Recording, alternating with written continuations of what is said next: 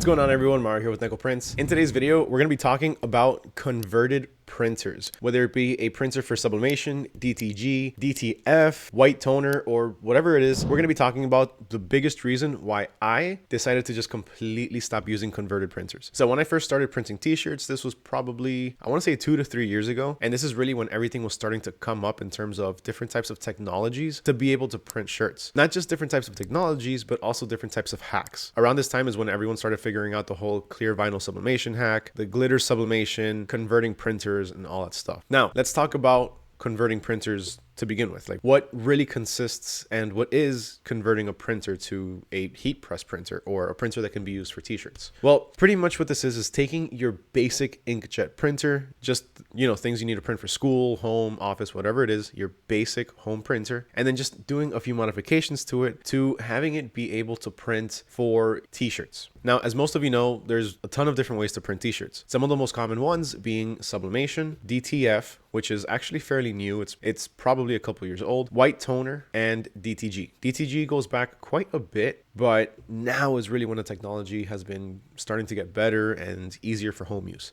Even though I'm not a huge DTG fan myself, if you want to learn more about that and my horrible experience with a DTG printer, specifically the Ricoh RI1000, check out this video right here. But besides that, so when you convert a printer to a printer that can be used for t-shirts, you're essentially just making a few modifications to it. Most of the time, it's pretty basic things, like especially with sublimation printers, these are going to be the easiest ones to convert from what I've read and from what I've done. All you really have to do with sublimation printers nowadays is just swap out the ink.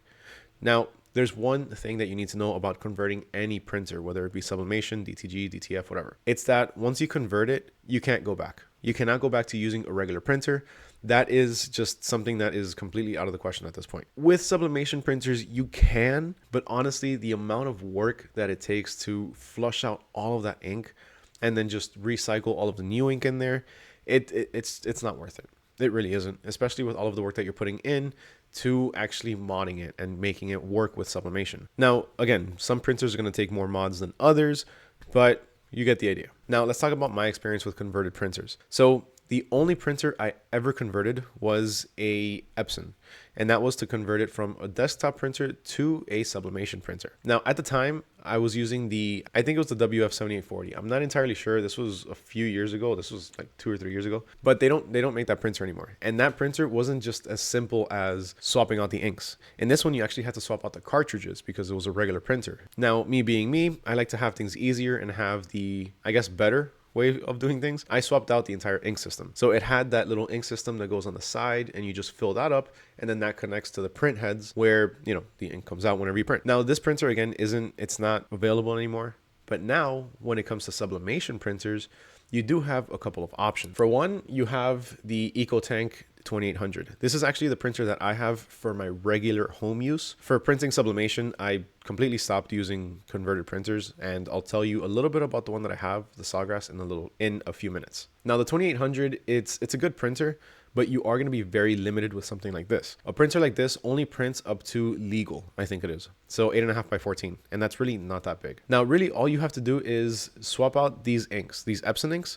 You just have to buy sublimation inks and then replace them inside the tank. Now, when it comes to converting EcoTank printers, you want to make sure that you'd never put the regular ink before you put the sublimation ink, because then again, that's going to cause a huge headache. If you decide to convert a printer for sublimation, then you're going to have to purchase a brand new printer. That's always going to be the best way to go about it. Now, this is one option. It's a cheaper option. It's only, $200. But after that, there's 2 more. These are the 2 that I would personally get if I were to decide to go with a converted sublimation printer. Now, first off, you're going to have the EcoTank 15,000, and then you're going to have the 8550. Back when I was looking for these different types of printers to purchase myself to convert, these 2, or I think it was actually just this one, the 1500. The 8550 I don't think was available at the time, but regardless, it was always sold out. EcoTanks went, I think it was maybe 6 or 7 months that they were just completely sold out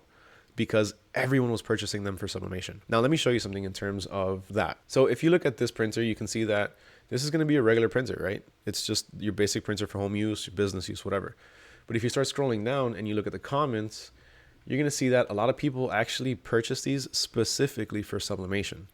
So these people are purchasing these in the thought that this is a sublimation printer. This is not a sublimation printer. Look at the first review. Not happy with the ink because I didn't realize it was not sublimation. That's not something that is the manufacturer's fault. The person at fault here, honestly, is the person that made the purchase. They went in here thinking that this entire thing was specifically for sublimation, and they didn't do the research. So, you know, you gotta do your research before you make a purchase like this, which is why I'm making this video. Now, just looking at the different pictures and the reviews, you can see that everyone is purchasing this for sublimation. Barely anybody's purchasing this for regular home use. But anyway, besides that, you have this one, which is the 8550, same thing. This is also one that's gonna be used for sublimation, but do not quote me on this. I think this can also be converted to DTF, but do not quote me on that because I never converted a printer for DTF. Once I started to see the steps that were involved, I was like, nah, I'm not doing this. So my experience with my printer, it was great. It worked. It got the job done. It was cheaper than buying a dedicated sublimation printer like a Sawgrass, like the one that I have now. And honestly, it did get the job done. It was everything that I needed. The ink was very cheap. Sublimation ink for converted printers is a lot cheaper than buying, you know, regular brand name ink, which is something that you have to do with brand name printers. Now, after a year, the maintenance just got to be too much. Every month, every few weeks, I would have to clean it. I would have to do a few things to it to just make sure that it's running smoothly, that it wasn't giving me any pizza wheels, that it wasn't giving me any lines on it, to make sure that the prints were coming out good. And I was okay with that at the beginning. You know, I was just starting. I wasn't really making too much money. And what I was making, I was trying to just save up as much as I could. I was just getting started. We all know how it is to get started. You kind of want to just get started the easiest and quickest way possible because, you know, you don't know if it's going to work or not. You don't want to make that big initial investment. Now, I was okay with that. I've never been a fan of having to just do, you know, consistent maintenance on things. I don't like doing it. It's not my thing. I forget. I start doing other things. I get preoccupied. I procrastinate. It's just who I am, even though I've tried to, like, you know, go around it. Things that need a lot of maintenance, it's not for me, especially when it comes to these types of printers because they can get damaged. Again, at the beginning, it was cool. It was fine. I was working with it. Everything was going okay. To actually get it set up, it did take a lot of testing. It took a few weeks, if not maybe a couple months of testing out different profiles for the printer because for those of you that don't know, with any converted printer, you need to download the appropriate ICC profile. What the ICC profile does is simply configure the print to properly work with the printer. So let's say this page right here, I want to go ahead and print it and send it to my ET2800, my EcoTank 2800. It's going to come out like a regular piece of paper, you know, with your basic ink on it. But if I decide to convert the sublimation printer and print it that same way, the ink is not going to come out the same. The prints are not going to come out the same. The reason for this is because the settings are completely different for sublimation than they would be for inkjet. Especially for something like sublimation or DTF or whatever, they don't always lay down as much ink as a regular printer would.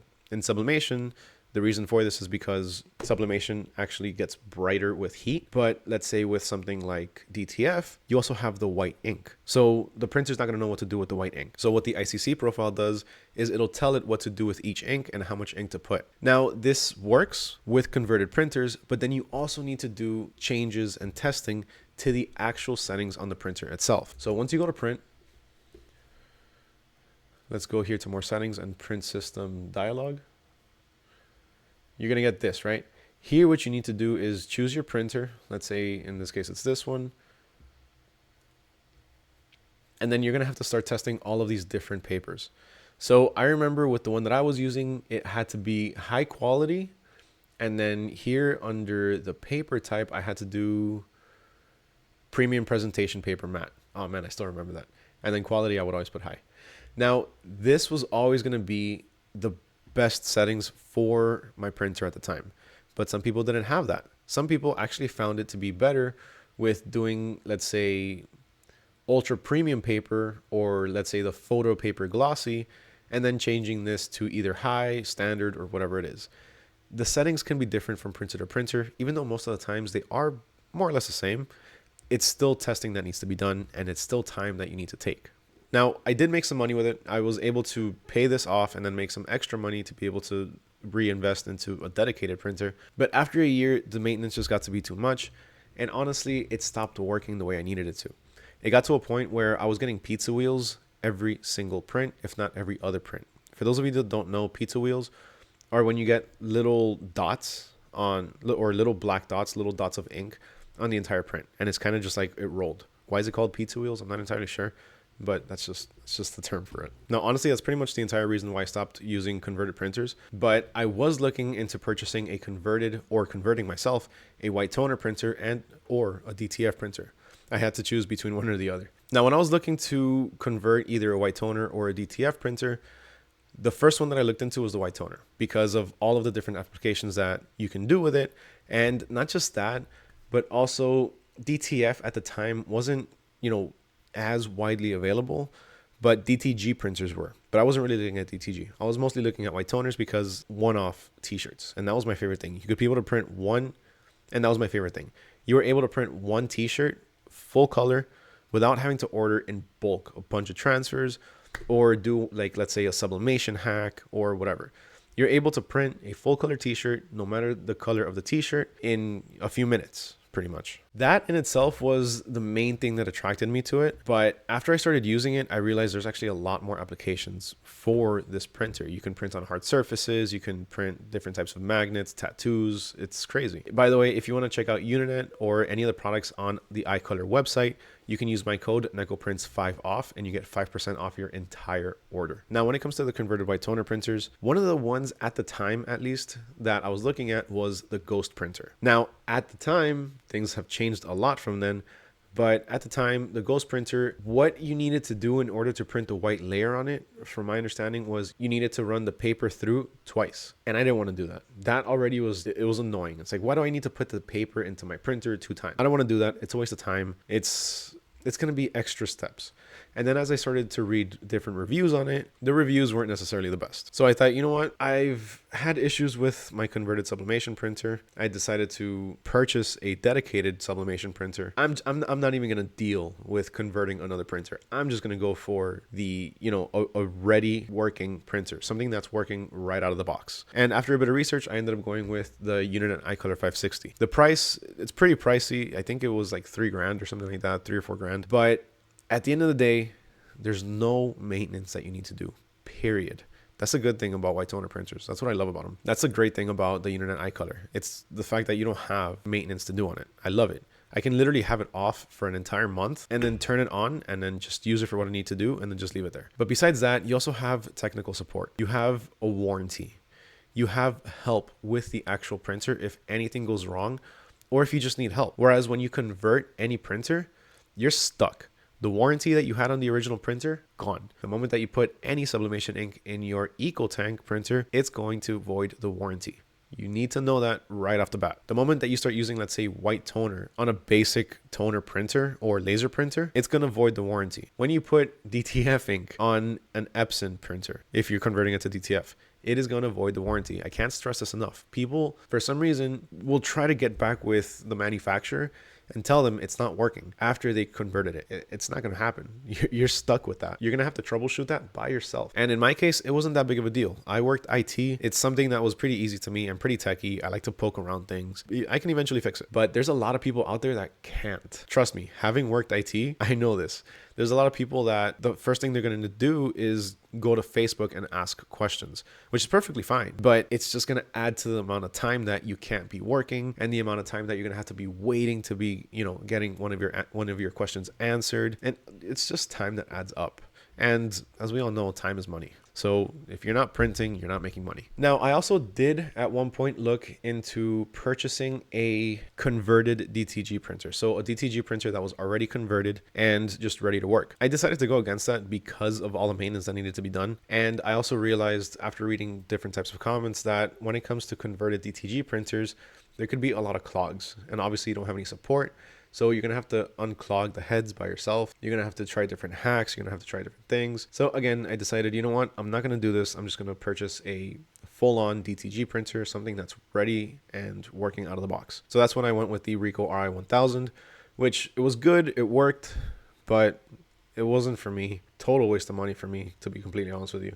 17 grand just gone down the toilet. Oh man, I can't even think about that. If you want more information on that, again, just check out this video right here. I talk about everything on there. Now, as far as my sublimation printer, I just realized I keep putting this off. I ended up going with the Sawgrass. I ended up going with the Sawgrass SG1000, which is this one right here.